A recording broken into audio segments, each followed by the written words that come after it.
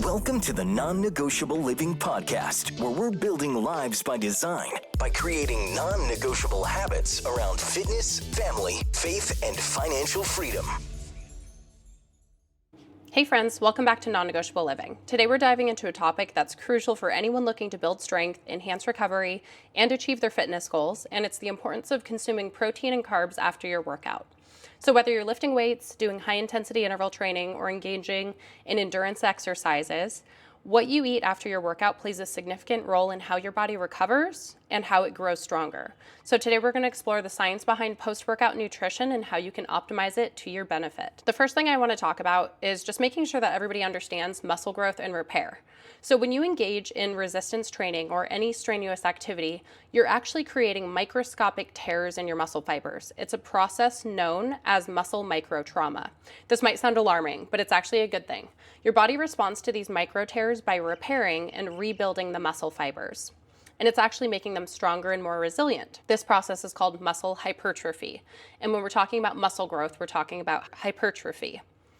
However, this repair process requires the right building blocks, primarily protein, which provides the essential amino acids needed for the muscle repair and growth. And without adequate protein intake, your body can't effectively build the damaged muscle tissue, which hinders your progress. But a lot of people think that our muscle growth is solely dependent on protein. A lot of people are on low-carb diets, they're eating keto, they're doing all of these things that are actually preventing themselves from having the optimal growth and repair process occur. So while protein is essential for muscle repair, carbohydrates play a crucial role in replenishing your glycogen stores, which is the primary fuel source for our muscles during exercise. So if we have depleted glycogen levels, it can lead to fatigue and decreased performance in our workouts. So consuming carbs post-workout helps restore glycogen levels, which ensures that your muscles have the energy they need to recover and to fuel future training sessions. Also, carbs cause a release of insulin. And insulin is a hormone that facilitates the uptake of nutrients into your muscle cell, which enhances the effectiveness of protein in muscle repair. So think about protein being the car and carbs being the fuel. So carbs help the protein get to where it needs to be, and they work in unison. So when you combine protein and carbs after a workout, it creates a synergistic effect that maximizes your recovery. The carbohydrates replenish your glycogen stores and cause that insulin release, which in turn helps shuttle the amino acids from the protein into the muscle cells more efficiently. This combination not only accelerates your muscle repair, but it reduces muscle protein breakdown, which leads to better overall recovery and muscle growth. So again, the protein is the car, the carbs are the fuel. Now, the next most important thing to consider is the timing. So timing your post-workout nutrition can enhance your recovery. So if you consume protein and carbs within 30 to 60 minutes after exercise, which is often referred to as your anabolic window, it can optimize your muscle protein synthesis and glycogen replenishment. So the exact timing can vary based on individual factors, but just aiming to refuel shortly after your workout ensures your body has the necessary nutrients when it's most primed for recovery. So some people will ask, do I need to drink a protein shake? No, absolutely not. But if you're going to drink a protein shake, what I typically recommend is mixing a protein powder, like a whey protein or an isolate protein, with like a milk of some sort, because milks have carbs and also it will increase your protein intake.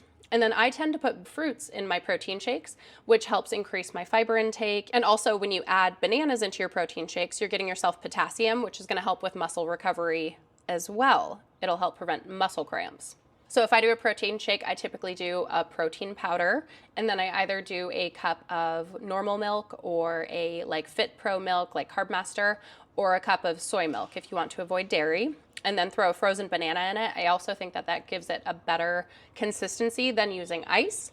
And I do put creatine in my protein shakes as well. But you don't have to drink a protein shake. If you prefer to just eat a lean protein with some vegetables on the side, you can do that. You could add some rice on the side, any sort of carb.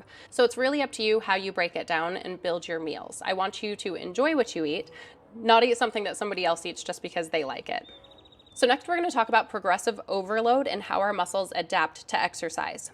So in order to continue making progress on your fitness journey, it's essential that you apply a principle called progressive overload, which means gradually increasing the stress placed on your muscles through increased weight increased reps, or increased intensity or volume. So this continuous challenge prompts your muscles to adapt, grow stronger, and become more resilient. But again, without proper nutrition, especially post-workout with protein and carbs, your body won't have the resources it needs to repair, build muscle, and it's going to limit the benefits of your progressive overload. So now that we've covered the science behind it, let's deep dive into a little bit more into the practical post-workout meal ideas. I know that I touched on whether protein shakes are required or whether you could just eat food. So here's another couple ideas for you of things that you could eat post-workout. So you could do grilled chicken with rice and steamed vegetables. You could do Greek yogurt with berries and drizzle some honey over it. You could do a protein shake with banana, spinach, and almond milk, or any sort of regular milk if you prefer dairy.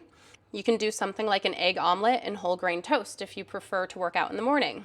You could do a tuna salad sandwich on whole grain bread. Really, the options are limitless. You just need to mix a substantial amount of protein. So I typically aim for about 30 grams post-workout, and then a carbohydrate source. So these meals will provide a balance of protein, carbs, which will support the muscle repair and glycogen replenishment. So more than anything, please remember that fueling your body properly after a workout isn't just about satisfying your hunger. It's about providing the nutrients your body needs to recover, adapt, and grow stronger. And by prioritizing a combination of protein and carbs post-exercise, you're setting yourself up for success in your fitness journey.